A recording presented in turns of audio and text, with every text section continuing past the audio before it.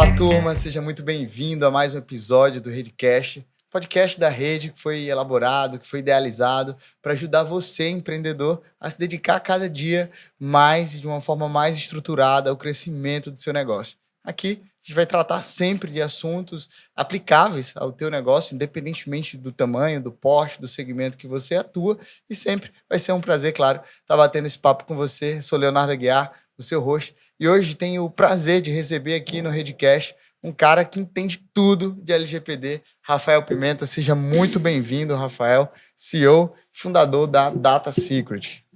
Obrigado, Léo. Prazer estar com vocês aqui para a gente tratar um pouco desse assunto que todo mundo fala muito, mas nem sempre a gente consegue ter dimensão do alcance, né? Então vamos conversar um pouquinho a respeito disso hoje. Maravilha. Muito bom ter você aqui, Rafael. Começa se apresentando. Quem que é o Rafael Pimenta? Quem é a Data Secret, né, no nosso mercado? Vamos lá. Meu nome é Rafael Pimenta, você me apresentou, eu sou formado em Direito, fiz mestrado recentemente na Universidade Federal do Rio Grande do Norte, atuo como advogado, mas mais recentemente a gente fundou a Data Secret, que é uma empresa fruto dos estudos do mestrado da UFRN. Nosso mestrado, a gente desenvolveu trabalhos tratando sobre proteção de dados pessoais, e com isso nós observamos a necessidade do mercado local de ter uma empresa que fosse especializada na prestação desse serviço. Então a gente montou uma estrutura, né? A gente modelou um negócio, pensou ali num serviço que fosse adequado a todos os tipos de organização, tamanhos, para que a gente pudesse prestar essa consultoria capaz de deixar aquelas empresas, né, aptas a se sentirem adequadas, em conformidade com essa nova legislação. É novidade ainda, mas todo mundo vai precisar fazer uns ajustes maiores ou menores, e a gente está no mercado exatamente para prestar essa assessoria. A gente modelou um serviço com base em eixos que são capazes de, com um único contrato, a nossa ideia era essa: a partir de um único contrato, a gente deixaria uma empresa em conformidade com a legislação. Então a gente tem segurança da informação, tem a parte de processos voltados à legislação de proteção de dados, né? Bem específico, e a parte jurídica. Então a gente fez esse combo aí, e de treinamento. Fizemos esse combo para poder ter um serviço completo. Uau, parabéns pelo serviço. Tenho certeza que na nossa audiência tem muitos empreendedores que precisam disso, e já fica aqui a dica. Rafael, a Lei Geral de Proteção de Dados, ainda de certa forma, ela já tem um tempo que foi promulgada, né? Mas pelo fato de ter iniciado aí, o ato de fiscalização através da agência, a gente vai bater um papo sobre isso, acabou que ultimamente a gente tem ouvido falar mais, e ainda existem, por ser um assunto relativamente novo, muitas dúvidas sobre como se adequar, sobre o que é mais importante. Eu queria falar um pouco, iniciar o nosso papo falando sobre a motivação dessa legislação, né? O que motivou legislações, no caso, nesse sentido? Qual que é a base, qual que é o princípio central da Lei Geral de Proteção de Dados? Beleza, vamos lá. A proteção de dados, as legislações de proteção de dados ao redor do mundo, ela tem algumas premissas. Tem uma premissa que é mais técnica, chamada de autodeterminação informativa, que a gente nem precisa se debruçar muito sobre ela. Mas tem duas premissas que nós conhecemos, bem do nosso cotidiano, e a gente pode tratar delas aqui de forma bem tranquila. A primeira delas é a privacidade, e a segunda, a transparência. Certo? Então, eu preciso... O que é a privacidade, né? Qual é o alcance dessa premissa? Eu preciso ter a garantia de que nem todos os meus dados estão acessíveis por qualquer pessoa, ou por qualquer organização, ou por qualquer organização. E a transparência precisa me garantir que eu preciso saber o que está sendo feito com os meus dados. Então eu tenho essa dualidade aí, né, de privacidade e transparência. O que acontece? A gente está no mundo hiperconectado. Né? A gente tem smartwatches, smartphones, smart TVs, tudo hoje está na internet das coisas, tudo é smart, exatamente. Está nesse contexto de internet das coisas. O que significa isso? Que tudo está conectado à internet. Cada momento, cada passo que você dá, literalmente, você tem smartwatches que monitoram seus passos, né? Seu sono. Exatamente. Cada coisa que você faz está sendo monitorado e está alimentando um banco de dados gigantesco.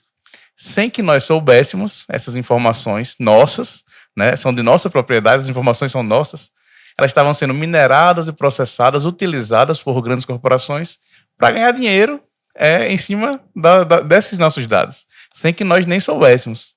Isso não seria legítimo, né? A gente imagina alguém usar uma coisa sua sem que você saiba ganhar dinheiro por trás disso. Né? Não é razoável que isso aconteça. Uhum. Em decorrência disso, uma resolução, uma solução oriunda do direito, exatamente isso. Para que o direito serve? Quando a gente está numa situação meio um faroeste, sem lei, a gente precisa ter uma regulamentação para quê? É proibido usar dados pessoais? Não. Os dados pessoais vão continuar sendo utilizados, até porque existem pessoas que dizem que eles são o novo petróleo e tão valiosos, né? O CEO da Mastercard, a Jay Banga, disse essa frase aí num evento, em 2019. E isso aí acabou sendo famoso. Se tornando famoso. Essa frase ficou célebre, né? O que acontece é que essas informações, elas precisam ser regulamentadas. Elas vão continuar sendo utilizadas, mas de acordo com algum regulamento, para que nós possamos ter essa proteção de forma a garantir a nossa privacidade e a transparência de como esses dados são manejados. E para o próprio usuário, né? Muitas vezes, obviamente, desde que ele esteja de acordo, que tenha um consentimento e tantas outras coisas que a gente vai conversar ao longo do dia, acaba sendo bom. Então, imagina, eu entro lá, eu tenho um filho hoje de 9 meses, né? O Luca, meu filho mais novo. E daí eu entro no site da Amazon, compro fraldas e ele fala, olha, Leonardo, você pode comprar aqui também um sabonete, enfim, ele utiliza aquele dado para poder melhorar e qualificar essa oferta. E quantas vezes eu já não aceitei? Isso é verdade, eu vou precisar mesmo, eu vou aproveitar e vou comprar. Então, assim, quando bem utilizado, né, esse dado, ele gera benefício para o usuário também, e obviamente que a regulamentação ela cai como uma luva para explicar para o usuário o que é que ele pode esperar daquilo e também, naturalmente, passar para os empreendedores, né, para as empresas, como eles devem se portar diante de tudo isso, diante desse contexto. Existem muitas dúvidas, muitas vezes, Rafael, sobre o que é um dado pessoal, né? Hoje, todo mundo meio que sabe que precisa se adequar à legislação, mas ao mesmo tempo, às vezes pela falta de conhecimento, às vezes fica temendo usar qualquer tipo de dado. O que exatamente a lei trata? Vamos lá. A lei traz um conceito que é técnico e aparentemente, assim, quando a gente vai fazer uma leitura, ele parece meio vazio. O que a lei diz? Dado pessoal é uma informação relativa a uma pessoa natural identificada ou identificável. Está lá, esse é a definição técnica, né? Que está lá previsto na LGPD. O que acontece? Não diz muito. Quando a gente vai interpretar esse conceito, a gente chega ao seguinte detalhamento, assim, para a gente conseguir compreender de forma melhor. Dado pessoal é aquilo que permite identificar uma pessoa. Imagine um funil. Se eu chego aqui e digo seu nome completo, imediatamente eu consigo lhe identificar. Se eu pego aqui uma informação como seu CPF, isso também me permite lhe identificar diretamente. Só que existem informações que, de forma conjugada, permitem uma identificação. Então, existe a identificação imediata, que eu bato o olho e já consigo identificar, e a informação mediata, que seria decorrente de um agrupamento de outras informações. Então, se eu pegar aqui seu endereço profissional, sua matrícula do trabalho, a sua profissão e, quem sabe, seu e-mail, por exemplo, essas informações isoladas talvez não sejam capazes de permitir a sua identificação. Mas quando eu conjugo essas informações, aí elas permitem. Então, nesse contexto, quando elas estão conjugadas e permitem a sua identificação, elas também são dados pessoais. Entendi. Ou seja, se a gente vai analisar contextualmente, isso vai ser analisado contextualmente. Na prática, qualquer coisa, no final das contas, pode ser um dado pessoal, desde que ela, naquele acervo ali, naquele conjunto, ela viabilize a sua identificação, ela permite a sua identificação. Então, quase tudo pode ser dado pessoal. A diferença disso, Léo, é que a lei traz umas categorias especiais de dados pessoais. Mas isso aí dados sensíveis, exato. Legal. A gente vai falar sobre isso. Então, Rafael, por exemplo, quando a gente trata de empresa, não se aplica, por exemplo, a dados empresariais? Não. Como elas não são capazes de identificar uma pessoa especificamente, então a LGPD ela não veio para proteger dados de pessoas jurídicas, ela veio para proteger dados de pessoas físicas. Isso não significa que os dados de pessoas jurídicas não estejam protegidos pelo direito. Eles são protegidos, mas não pela LGPD. Por uma outra lei específica e já eram, no caso, protegidos. Propriedade intelectual, enfim. Entendi. Maravilha, cara. Muito bom. Rafael, e como que inicia? Imagina que o nosso empreendedor, o nosso cliente está ouvindo agora isso, eles, poxa, eu preciso me adequar à LGPD. Quais são os primeiros passos que esse empreendedor, no caso, precisa dar? Tá, vamos lá. A gente costuma dividir os projetos de adequação em 4 eixos, como eu te falei. Então, um dos eixos importantíssimos é a parte de treinamento e conscientização das pessoas.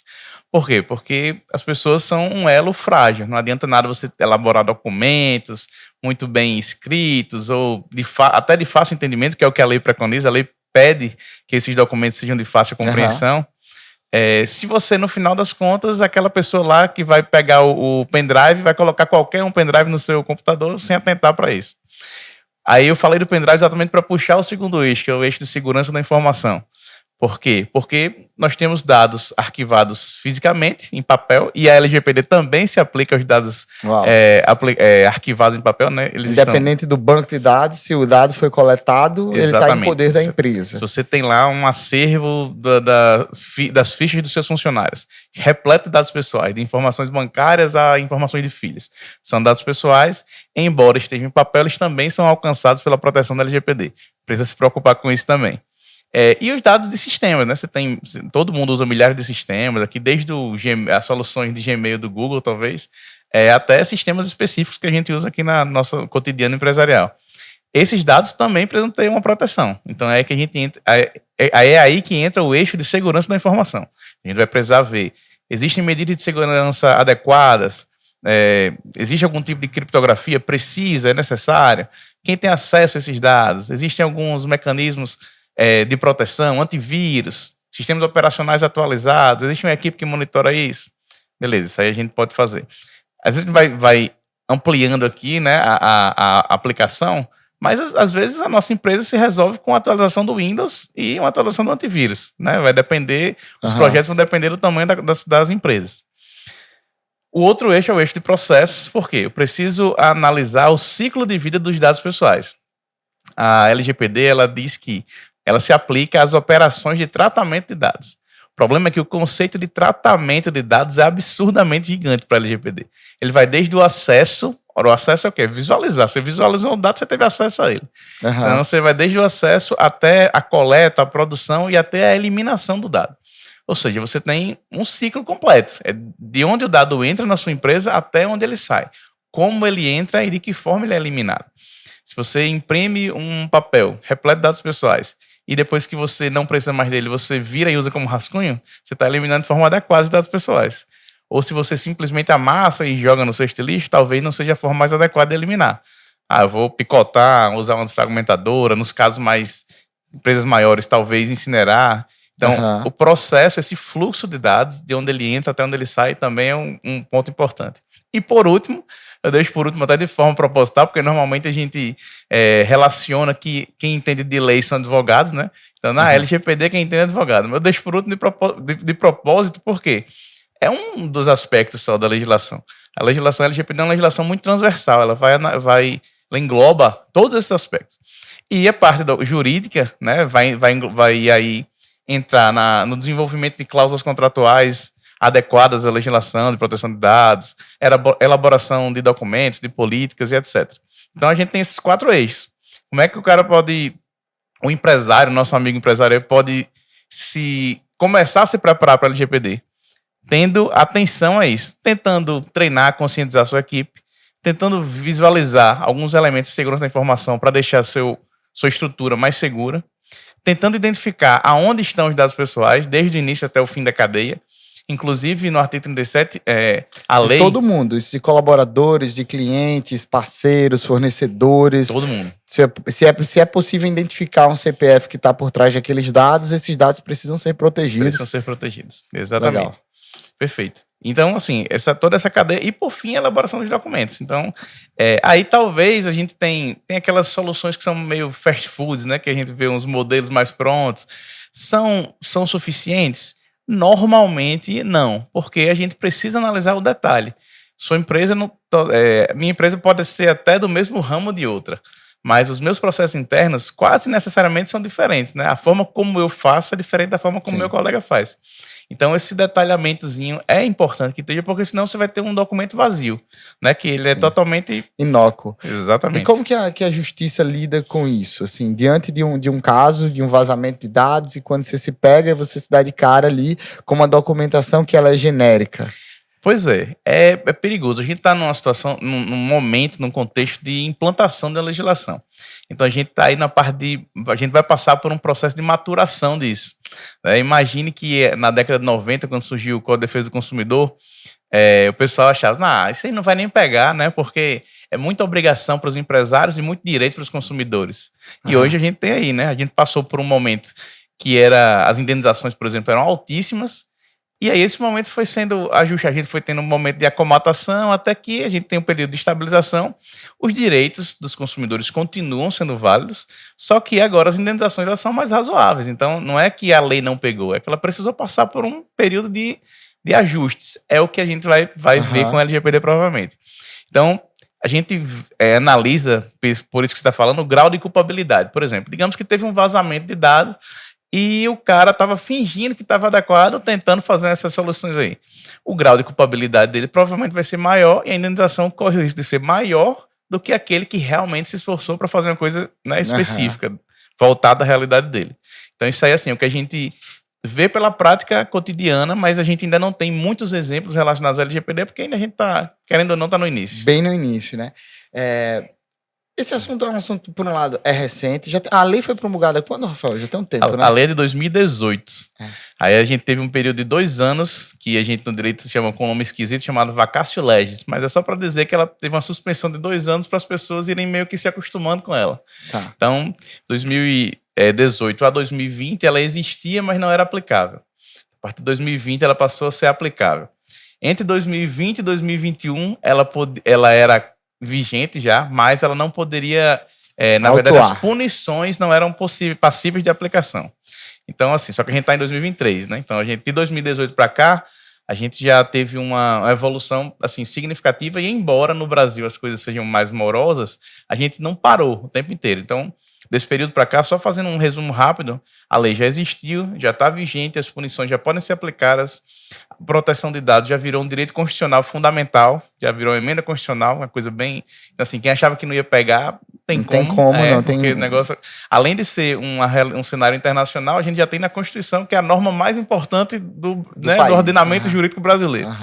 E além disso, agora em fevereiro, bem recente, a gente teve uma resolução da ANPD, que depois a gente vai conversar aqui, que é a autoridade que fiscaliza, né, o cumprimento da LGPD, falando sobre a dosimetria das penas. Ou seja, o pessoal já está se movimentando para dizer, quando acontecer uma infração à legislação, as penas vão ser aplicadas dessa forma. Entendi.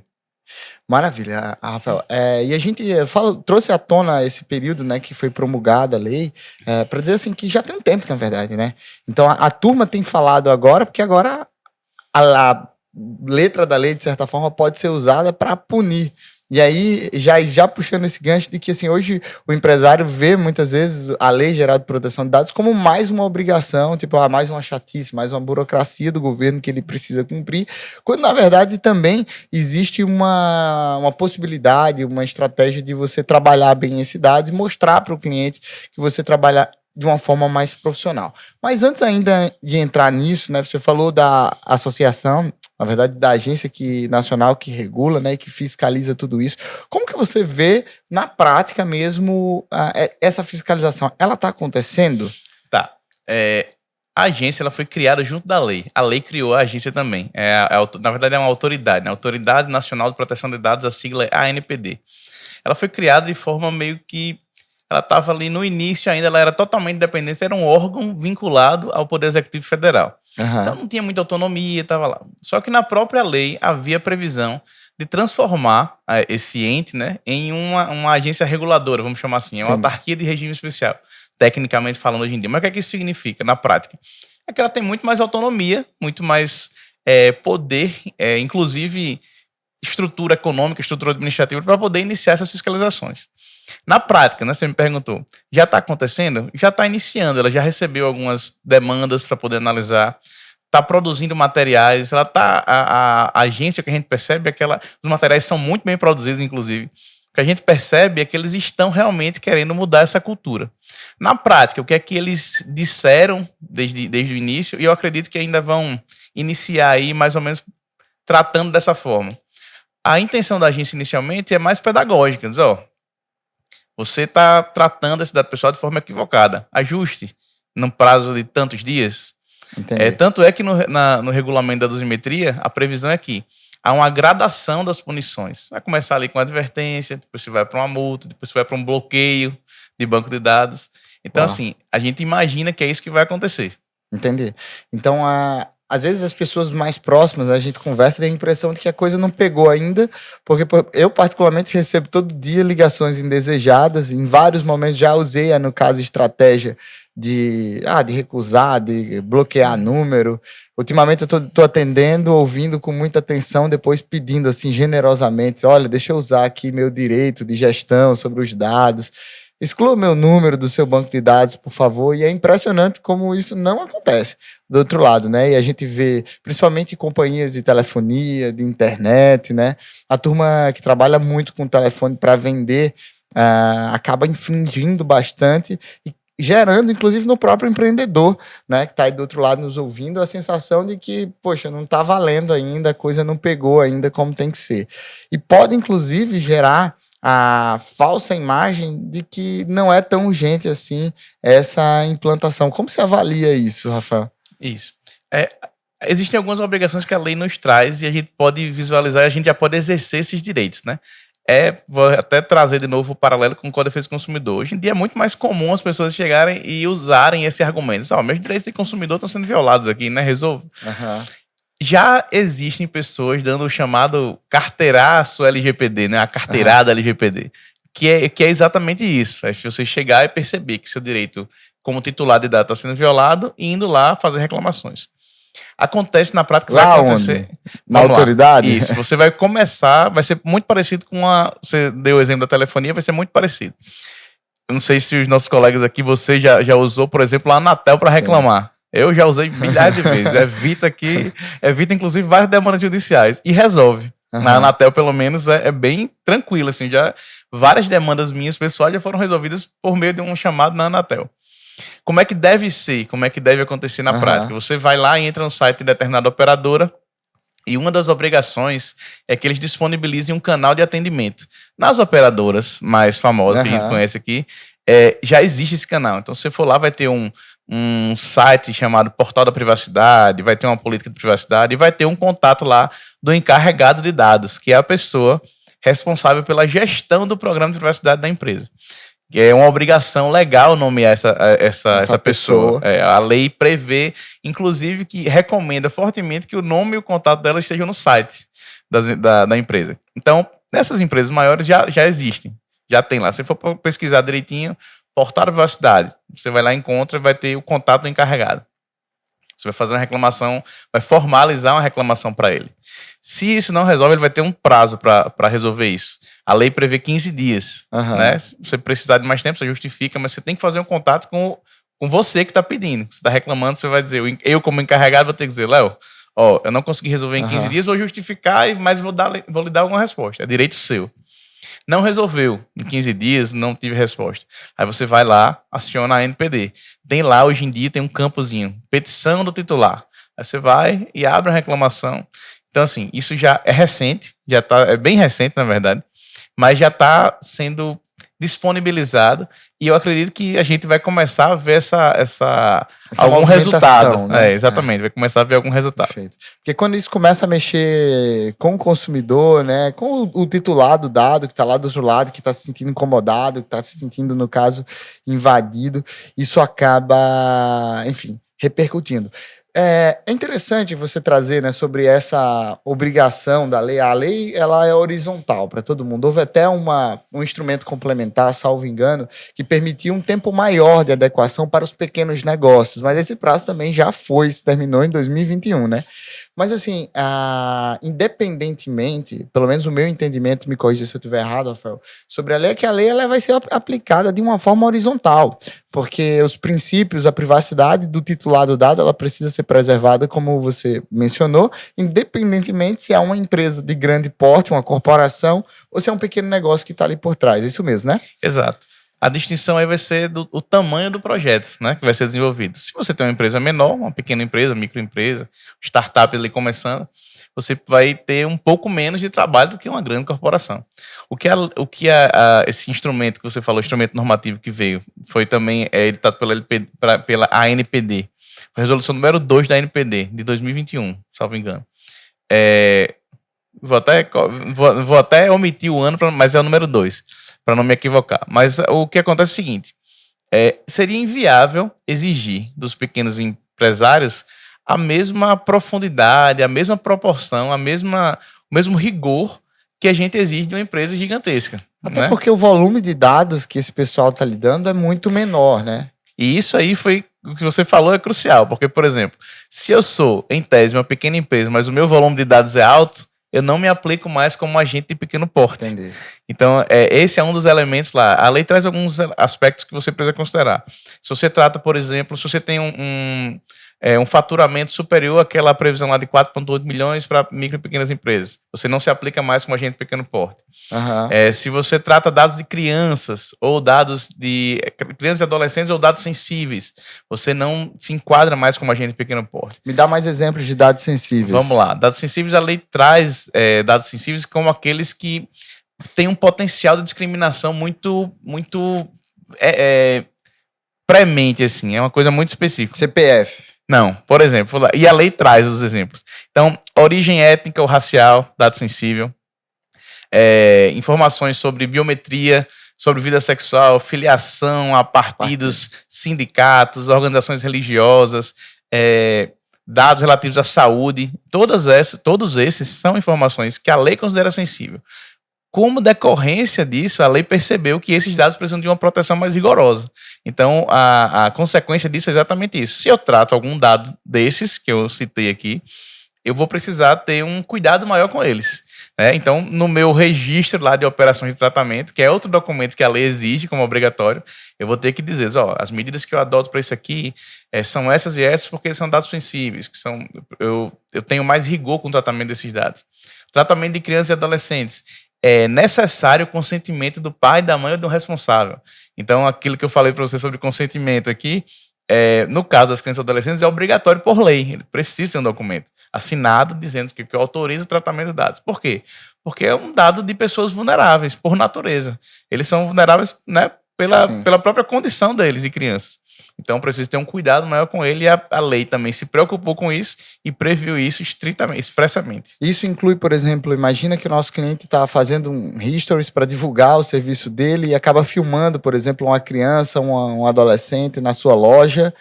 Ele precisa dessa assinatura para poder veicular esse dado? Vamos lá, aí a gente está mais na parte de direito de imagem do que do dado pessoal. Se você filmou aí e você tem a opção de pegar uma autorização de imagem, é interessante para você ficar preservado. Mas a gente falou aqui que o dado pessoal é aquele que permite a identificação. Entendi. Se ali, talvez, uma imagem rápida ali não me permite a identificação, que é diferente de um acesso por biometria facial. Aquilo ali, aquilo caracteriza de fato a identificação de uma pessoa. Então a gente tem esse temperamento aí que talvez, né, a gente precisa ter cuidado, mas não tanto. Perfeito. Estamos aprendendo muito aqui, viu, Rafael? Muito obrigado pela tua generosidade. Me fala sobre sanção, tá? Então você falou que essa movimentação, esse canal que foi aberto, né, junto a essa entidade, a esse ente fiscalizador da lei, ele certamente vai ser amplamente divulgado e, com a medida que o tempo for passando, vai ser cada vez mais recorrente, natural, essa cobrança chegar mais perto do empreendedor. Até onde podem chegar essas sanções? Eu sei que a lei estabelece um limite de valor, mas também com um limitador em relação ao faturamento, não é isso? Isso, exatamente. A primeira punição prevista é a advertência, que a gente imagina que vai ser o pontapé inicial, vai ser o ponto de partida das fiscalizações. Então, vai começar com uma advertência e tem previsão de multas. Pode ser multa simples, vou multar em tantos R$1.000 em razão dessa violação. Pode ser multa diária, vou lhe dar um prazo de 15 dias para você resolver, sob pena de uma multa diária de R$1.000, por cada dia que você não resolver, né? Após o prazo. Isso é bem comum no judiciário, por exemplo. Na entrada num pedido de um medicamento, e aí o juiz determina, forneça em tantos dias sob pena de multa diária. Se não fornecer naquele prazo, a cada dia vai aumentando ali aquela multa. Isso é bastante comum, pode ser também uma prática, vir a ser uma prática comum para a NPD. Isso. Existem as multas, elas são limitadas até 2% do faturamento, né, anual da empresa. E essas multas, mas só que é 2% por infração. Então eu cometi uma infração. Aquela infração ela vai ter uma multa que é limitada a 2%. Cometi uma segunda infração, existe essa limitação novamente. E ela pode chegar até 50 milhões de reais. Normalmente esse valor assusta, né? Mas a gente tem que lembrar que é limitada a 2% do faturamento. E eu sempre costumo reforçar bastante que essa não é a pior das punições, por incrível que pareça, né? A gente, nossa, o que é que pode ser pior do que isso? Quando bloqueio a gente vai. Dos dados, exatamente. Se você tem, por exemplo, bloqueio dos seus dados, ou a suspensão das suas atividades por um mês, você vai perder muito mais que 2% do seu faturamento anual. Sim. Então, se você continua progredindo em atitudes contrárias à legislação, você vai, né, ter punições cada vez mais severas. Isso aí que é o complicado. Maravilha. Vou organizar aqui tantas informações para que o nosso ouvinte, né, e telespectador possa entender e acompanhar. A gente já falou aqui sobre a motivação da lei, questão de preservar, né, a questão da privacidade desse usuário, evitar essa identificação e o mau uso comercial, ou seja, qualquer que seja a motivação. Você já falou aqui sobre a necessidade de toda e qualquer empresa de se adequar e que para isso precisa passar por um caminho de conscientização, de treinamento das pessoas, fazer as pessoas entenderem, né, a razão de tudo isso, de ajuste processual, de rotina. Às vezes até mesmo um diretor, por exemplo, tem acesso a muita informação que sai da sua sala e não fecha o seu computador, por exemplo, né? A gente está falando de um exemplo muito simples, mas acaba sendo um ponto de vulnerabilidade. Então, a gente está falando de rotinas também que precisam, em processos, ser ajustados dentro de uma empresa para se adequar a essa legislação. Você já falou sobre a questão de eleger, né, um protetor ali para esses dados, que também é requisito legal, né? Alguém que seja responsável por gerenciar tudo isso, enfim. E também sobre ajustes e produção de documentos jurídicos que sejam alinhados a esses requisitos. Muito interessante tudo isso, tá, Rafael? Muito interessante mesmo. Eu queria começar agora a orientar o nosso ouvinte sobre esses aspectos de uma forma mais aprofundada, tá? A lei, ela prevê, por exemplo, que você falou lá no início do episódio que o proprietário do dado, ele precisa, além de dar o consentimento, ele ter gestão sobre isso, né? Ou seja, ele decidir se ele vai manter aquele consentimento, se ele quer editar algum tipo de dado. E a gente vê que no mercado as empresas, muitas vezes, elas não possuem infraestrutura para isso, para conceder, por exemplo. Eu adoraria hoje saber qual era o canal de várias empresas que eu vejo que infringem essa regra. Existe uma forma simples de atender isso? Dizer assim, acho que a própria divulgação, né, do nome, do contato, de repente, do gestor de dados da organização pode ser um mecanismo simples, né, Rafael? E até que ponto ele é aderente? Então, imagina que o nosso ouvinte tá acompanhando até aqui esse episódio, ele vai lá e coloca no site deles, olha, na minha empresa, o responsável é fulano de tal, o contato dele é esse. Diante de um juiz, isso é suficiente para dizer que a lei funcionou? Que, assim, existia um canal para que o proprietário do dado ele pudesse fazer algum tipo de gestão? Sim. Se a gente estiver tratando especificamente dessa obrigação, que é a nomeação de um encarregado, e a disponibilização de um canal, a lei não tem nenhuma previsão expressa dizendo a forma pela qual isso deve ser disponibilizado. Você lá dá um e-mail, você coloca um formulário, um fale conosco, desde que, preferencialmente, dirigido a esse cumprimento da obrigação da legislação de proteção de dados, da LGPD, aí você está satisfazendo aí suficientemente. Tem até um detalhe, que, por exemplo, para empresas de pequeno porte, né, para agentes de tratamento de pequeno porte, como a ANPD denominou, a designação do encarregado não é obrigatória, ela é flexibilizada nesse aspecto. Ah, é? Mas continua sendo uma boa prática, né? Então, se for, não é obrigado, mas eu consigo nomear, coloca lá.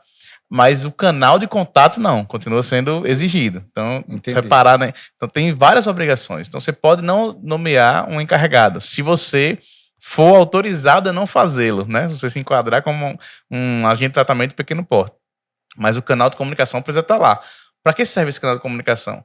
para permitir que o dono do dado, né, nós, os titulares de dados, possamos chegar lá, como você falou. Eu adoraria saber esse contato de inúmeras empresas, para que eu possa chegar lá e dizer, ó, quero fazer uma reclamação porque eu estou achando que meu dado não está sendo bem tratado. Se ele entrou em contato comigo, por quê? De onde veio essa minha informação? Isso aí precisa ter lá. Legal, Rafael. Um outro assunto que eu queria dar uma aprofundada com você seria sobre a questão da segurança da informação. Eu fiquei pensando aqui do ponto de vista processual. Então, imagina uma empresa, sei lá, que tem 30 colaboradores que precisam utilizar o sistema e que, naturalmente, o empreendedor, às vezes, ele tem uma limitação tecnológica em relação a esse acesso de dados, né? Por exemplo, lá em 2018, salvo engano, já aconteceu de alguém meio que copiar ali vários arquivos da nossa empresa. A gente, graças a Deus, tinha tecnologia, rastreamento, conseguiu identificar quem foi que fez esse movimento, né, de copiar, de recortar dado e informação. Não eram necessariamente dados pessoais, mas é o que poderia acontecer. Eu estou usando esse exemplo para dizer o seguinte: certamente que essa é uma preocupação do empreendedor. Eu tenho muitas cabeças, muitos atores dentro desse universo e existe um nível baixo de governança, ou seja, de possibilidade de investimento, né, no pequeno negócio. Existem formas hoje, você vê a tecnologia ajudando ou dificultando esse trabalho de adequação LGPD. Existe uma forma razoável de você implantar sem investir muito, porque quando a gente começa a falar muito sobre essas várias possibilidades, né, de enquadramento que a lei traz, talvez gere no empreendedor até um medo, dizer assim, meu Deus, eu não tenho como me adequar não, porque é tanta exigência que eu não vou conseguir me adequar. Como você avalia isso, Rafael? Exato. Na verdade, você tem um acervo assim, de exigências que, se você for analisar detidamente, você talvez vai precisar investir demais. Mas isso é necessariamente preciso? Eu preciso fazer isso tudo? Não, às vezes com medidas bem mais simples você consegue mitigar uma série de riscos que até então você não está mitigando, né? Você não está se preocupando. O exemplo que você deu foi perfeito.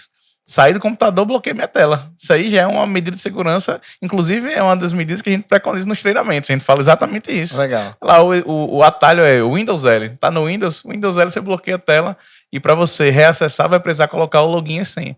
O login e senha também é outra medida de segurança interessante. Se seu computador é totalmente aberto, qualquer pessoa pode chegar a acessar? Não. Melhor que não seja. Suas licenças de antivírus e de sistemas operacionais são atualizadas, elas são legítimas, você tem as licenças ou você tenta usar softwares piratas? Além de praticar um ilícito, você está sendo muito mais vulnerável a ataques. No nosso treinamento lá, o meu colega que é Antônio, né, que é o responsável pela parte de segurança da informação, um dos responsáveis, ele sempre fala, pessoal, ninguém vai ter o trabalho de manipular um sistema e tornar ele acessível para você sem colocar nada lá em troca, né? Não tem almoço grátis. Você chegar lá, você baixou aquele sistema, provavelmente você já foi infectado de alguma forma, por algum malware, né, que a gente chama. O problema é só você chegar lá nessa hora. Então, senhas. As suas senhas, você já se preocupou com isso? Você já conversou com seus colaboradores a respeito disso? Ou você usa lá rede 123 como senha de todo mundo? Entendeu? Aí eu sei que na rede ninguém faz isso, mas, por exemplo, isso é uma prática muito comum. Colocar lá meu nome, a data do meu nascimento, do meu aniversário, do meu filho. Não, eu sou esperto, vou colocar a data invertida. Isso aí para o hacker é muito básico. A gente tem uns programas que eu posso até disponibilizar para vocês, uns sites, para o pessoal ter uma estimativa de em quanto tempo, na força bruta, um hacker consegue quebrar uma senha. Uau. Isso aí, uma senha dessa, o cara quebra em 30 segundos, 2 minutos. Então, com alguns mecanismos, né, você criar senhas mais complexas, você ter uma senha para cada sistema ou serviço que você utiliza, mas como eu vou fazer isso? A gente vai tratar, analisar, por exemplo, hoje existem soluções chamadas cofres de senhas. Se você pegar uma solução dessa confiável, não pode ser qualquer uma também, você vai poder gerenciar suas senhas. Ele cria senha para você. Hoje em dia eu uso os cofres de senha, não sei quase nenhuma senha minha mais. Eu decoro 2 ou 3, que é as que eu uso mais, porque a recomendação dos estudos dos técnicos em segurança da informação é para que nós tenhamos, de fato, uma senha para cada sistema que eu utilizo. Só que a gente usa centenas de senhas. Se a gente parar para pensar, eu não consigo memorizar 100 senhas, cada uma delas com 20 caracteres, né? Usando maiúsculas, minúsculas, números, caracteres especiais, para poder tornar aquele acesso mais difícil, né? Mas como é que eu vou viabilizar isso pessoalmente na prática? Então, Esse é outro exemplo lá para a gente, na prática cotidiana corporativa. Com esses mecanismos, eu não preciso investir 50 mil reais num firewall, mas eu estou lá me preservando de vários modos que até então eu não fazia. Esses aí são elementos de segurança da informação, vão dar um upgrade na sua empresa também com relação ao LGPD, né, porque você está protegendo os dados, e você não vai gastar nada com isso, né? São práticas, o esforço é você sair daquela inércia, que é normal, até então a gente não tinha nenhuma obrigação, ninguém se preocupava com isso, isso não era realidade, para um novo cenário a partir do qual a gente precisa se preocupar com isso. E se isso já tem conexão com a documentação jurídica, né, minimamente já mostra uma boa fé para a justiça, né, para o poder judiciário. Diz assim, olha, eu me preocupei com isso, eu parei, eu redigi os documentos solicitados pela legislação, tenho, obviamente, alguma limitação orçamentária, mas eu tomei tantos cuidados e, de certa forma, isso já demonstra, no caso, muito boa fé. É muito legal, Rafael, você trazer essas dicas práticas e simples, né, porque, assim, traz esse sentimento de que é possível, né? E que a gente consegue sim fazer uma boa gestão no caso desses dados. E aí eu quero, já finalizando o nosso episódio, caminhar para um último assunto, que é o seguinte: a questão do uso como um diferencial no caso competitivo, né? Eu concordo em número, gênero e grau com a frase célebre que você trouxe sobre os dados são novo petróleo. Porque, assim, é impressionante, às vezes as pessoas podem até se assustar quando a gente para refletir sobre como ela compartilha dado o tempo todo. Dado é um registro de um fato, né? Então, enfim, eu particularmente adoro usar a smartwatch, então a gente tem dado de sono, né? Quanto tempo você dormiu por noite, se o seu sono foi profundo, em que momento, se você acordou, levantou, quantos passos você deu. É tão assustador. Em janeiro, eu me mudei de casa e fui morar em uma casa em 2 andares. E acho que uns 5 dias depois eu recebi uma notificação no meu celular dizendo o seguinte: Leonardo, eu percebi uma movimentação diferente em relação a escadas. Você tem subido mais escadas desde o dia tal, e foi o exato dia da minha mudança. Então, assim, é impressionante o número o volume de dados que a gente compartilha, quantas calorias a gente está queimando, né, ao longo do dia, quantos passos a gente faz, tudo que a gente compra, cartão de crédito hoje no smartwatch. Então, assim, transações financeiras, e muitas vezes a gente dá o consentimento e nem sabe exatamente como dar esse consentimento. Mas, assim, por outro lado, eu entendo que as empresas que utilizam de forma estratégica esse dado, elas dão um salto em termos de competitividade. Então, se você para ver, hoje eu vejo as empresas usando muito mal esses dados no Brasil, sabe, Rafael? Mas quando você olha para os Estados Unidos e algumas empresas americanas, você vai para a área de saúde, é a turma que todos os seus exames já estão armazenados em um modelo de arquivo específico, e você tem no iPhone o histórico do exame de sangue que você fez, sei lá, há quanto tempo. Então, isso traz um benefício real para o usuário. Eu falei aqui dos dados de sono, né? O quão incrível é você chegar diante de um médico que cuida do sono e te passar para ele um relatório com todo o seu histórico de sono, sei lá, nos últimos 6 meses. E ele saber exatamente como te ajudar em relação a isso. Então, aí eu vejo muito uma pegada de, você que é empresário, que tipo de dado você precisa para gerar um valor para o seu cliente, e seja transparente, né? Dizer assim, olha, estou coletando tantos dados aqui, eu acho que não tem problema, a gente pode desmistificar isso, né? Não tem problema de você usar dados, pelo contrário, use, né? Porque assim você vai gerar mais valor para o seu cliente. Se você chega numa Drogazil da vida, toda vez, então, anti-alérgico eu tenho um desconto lá, e quando eu boto meu CPF já gero desconto na obra. Por quê? Porque eu sempre compro. Então, assim, e eu gosto disso, né? Ora, se eu vou precisar comprar aquele medicamento, por que não deixar com que aquela empresa use esse dado para me gerar um benefício, né? Então, eu acho que ganha todo mundo.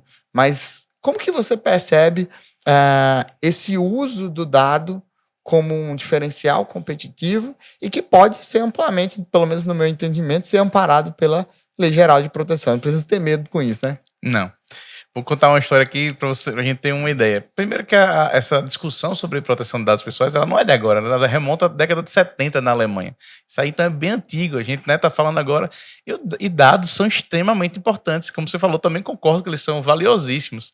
Tanto é que as pessoas já há muito tempo vêm ganhando com isso. Sobre essa massificação das informações e sobre esse volume gigantesco de dados, tem algumas anedotas que a gente fica sabendo aí, né? Reais, a gente fica brincando, assim, parece brincadeira, mas são histórias reais. Por exemplo, existe uma empresa chamada Target, é uma empresa de departamentos norte-americana. Existe um caso famoso que a Target estava enviando informações publicitárias, né? Você falou que tem um bebê de 9 meses, eu tenho um de 5 em casa, lá tá me esperando, inclusive. Então, a gente recebe de forma cotidiana fraldas, mamadeiras, e esse pessoal é esperto, eles sabem. Por exemplo, nunca disse onde eu durmo, mas eles sabem que você pernoita todo dia naquele lugar, então eles sabem que ali é a sua casa, mesmo que você não tenha cadastrado como casa lá. Então, a Target, ela estava enviando informações de bebês, né, de produtos de bebê para uma menina de 13 anos. E aí o pai da menina ficou chateadíssimo, né, revoltado. Como é que pode, minha filha? O que vocês estão tentando estimular para minha filha? Tem 13 anos, uma criança. Aí, para abreviar a história, 9 meses depois, o pai foi lá comprar umas fraldas na Target, né? Porque para o netinho, porque tinha acabado de nascer. A menina estava grávida. A menina, de fato, estava grávida. O algoritmo já sabia, né? Estava minerando dados lá. De alguma forma, ele já sabia. E o pai não, foi lá pedir desculpa depois, porque realmente minha filha estava grávida, vou comprar algumas coisas aqui pro meu neto agora. Mudou Deus. A história, né? Então, assim, veja o volume de informações que a gente tem. Essas informações são boas, como você falou. Talvez até a maioria das pessoas goste de receber isso.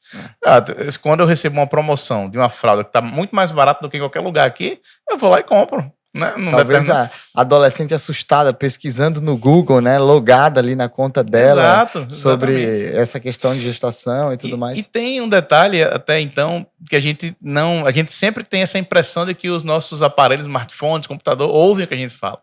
Até então, quando as legislações de proteção de dados elas não haviam sido implementadas, as definições padrão dos nossos aparelhos eram para permitir as gravações. Então, veja, existe um conceito nessas legislações de proteção de dados chamado Privacy by Default, né? Então, é como se privacidade como padrão, que hoje em dia ela é aplicada. Como é que na prática eu vejo isso? Seu celular hoje em dia não pode gravar desde que você autorize, é o contrário. Ele, por padrão, ele vem proibindo a gravação da sua voz. E até aí, se então, você vai usar, você tem que clicar lá. Você vai lá e clicar autoriza. Ligar. Durante o uso do app, autoriza, não sei o que. A gente vê isso todo dia. Tem outros cookies. A gente toda a vida agora, quando tá navegando no site, vem lá. Aceita cookies? Aceita cookies, aceitar, concorda, não sei o quê. O que é cookies? Fala aí para nós. O que é cookie? O cookie é um arquivo de texto que permite a sua identificação. Se ele permite a sua identificação, ele mostra ali seus hábitos de consumo, mostra o IP que você está navegando, de onde você está, o local, a cidade, o horário que você acessou. Vai gerando um arquivo de texto. Na teoria não, de fato, isso acontece para tentar otimizar a sua experiência como usuário naquele site. Isso é bom? É ótimo, pode ser que aconteça. Só que o que acontecia? Como ele identifica, é um dado pessoal também. Então, veja, seus hábitos, seu histórico na internet pode ser um dado pessoal, seus hábitos de consumo podem ser dados pessoais, desde que ele identifique. Como ele identifica, ele também precisa estar de acordo com o LGPD. Por isso que agora, todo site, que até então a gente não via isso, tem esse aviso de cookies. Aceita cookies? Exatamente. É uma conformação dos sites relacionados à LGPD. Então, seu site também precisa estar de acordo com o LGPD. E o empreendedor pode negar acesso ao site se o usuário diz, não quero compartilhar os cookies? Existem os cookies essenciais. Então, a gente recomenda que, por padrão, Privacy by Default, né, que eu acabei de falar, privacidade como padrão, no seu site você só coleta os cookies essenciais. Se ele não permitir, a gente já tem que avisar lá na política de privacidade do site, dizendo, se você não permitir nem os essenciais, você vai ter dificuldade de navegação. Né? Então, assim, isso tudo é LGPD. Né? A gente está falando aqui só de aspectos relacionados ao LGPD. E às vezes a gente nem para pensar. Mas são dados, é a sua privacidade. Mas, arrematando aqui, os dados são extremamente importantes, a gente gosta disso. Só que eu tenho que ter a opção de, se eu preferir, eu não ser importunado com esse tipo de publicidade direcionada. Né? O cenário é mais ou menos esse. Eu não posso ser obrigado a aceitar que você minere meus dados e me dê algumas coisas que eu não estou interessado em receber. É a transparência e a privacidade que a gente falou no começo. Perfeito, Rafael. Para a gente finalizar, diante de assuntos complexos e que geram muita polêmica e que são profundos, né? Que a gente precisaria aqui de horas e horas e horas para ficar aprofundando isso. Diante desse tipo de assunto, eu gosto de lidar com princípios. Assim, olha, eu não sei todas as regras, mas se eu souber de princípios, eu vou minimamente, em um momento de dúvida, saber como agir. Se você olha para esse empreendedor que está nesse momento querendo se adequar à LGPD, resume o episódio em princípios. Que princípios seriam esses? Primeiro princípio é da transparência sempre, e da finalidade. Você sempre vai precisar ser transparente, dizer ao seu cliente, ao seu usuário, quais dados você vai precisar dele e para quais finalidades você está coletando aqueles dados. O primeiro aspecto é esse. Então, isso já resume bastante. O segundo ponto, para processos, por exemplo, no eixo de processos. Colete a menor quantidade de dados possível. Só que é necessário. E livre-se dele assim que você puder. Se você não precisa mais daqueles dados, se livre deles. Só que essa análise precisa ser criteriosa, né? Não é simplesmente porque alguém pediu para você excluir que você vai aceitar excluir os dados. Porque pode ser que você precise daqueles dados. Inclusive, a lei autoriza a guarda desde que devidamente justificada. Então, não é porque você pediu, por exemplo, empresa de telefonia, eu quero que você exclua todos os meus dados. A empresa pode lhe responder dizendo, Léo, eu não vou excluir porque eu tenho o direito de guardar por tanto tempo com essa finalidade amparada legalmente. É possível. Porque o consentimento é só uma das hipóteses de tratamento de dados. Então, primeiro ponto é exatamente esse, a transparência e a finalidade fala. E o segundo é exatamente esse, você simplesmente colete a menor quantidade de informações possível e livre-se delas o quanto antes, de forma adequada também. Perfeito. E permita com que o usuário se comunique, né, com você. Abra um canal ali. Abra um canal de Eu acho que esse é uma grande dica. Maravilha, Rafael. Que está relacionado à transparência, né? Quando você está sendo transparente, você tem esse canal aberto com o seu cliente. Maravilha. Como que o nosso ouvinte te acha nas redes sociais, acha a Data Secret e consegue ali acessar o conteúdo de vocês? O site da Data Secret é datasecret.com.br e o Instagram é @datasecret.br. A gente vai ter lá, compartilha uns conteúdos interessantes, dicas de segurança da informação também.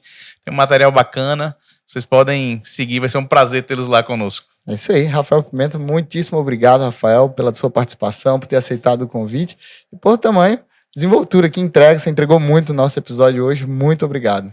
Valeu, Léo. Um grande prazer estar aqui com vocês. Eu que agradeço pela oportunidade. Valeu. E você que está acompanhando a gente desde o nosso primeiro episódio da primeira temporada, muito obrigado pela sua audiência. Acompanha, se inscreve aqui no canal da Rede. Não deixa de compartilhar cada um desses episódios. Eu tenho certeza que você tem pelo menos uma dezena de amigos empreendedores que precisam, assim como você, ajustar os seus processos para fazer o seu negócio crescer do jeito certo. Tenho certeza que depois do episódio de hoje, você não vai tratar e perceber os dados da sua empresa da mesma forma. E é isso aí. Muito obrigado pela tua companhia até aqui. Te vejo no próximo episódio do Redcast.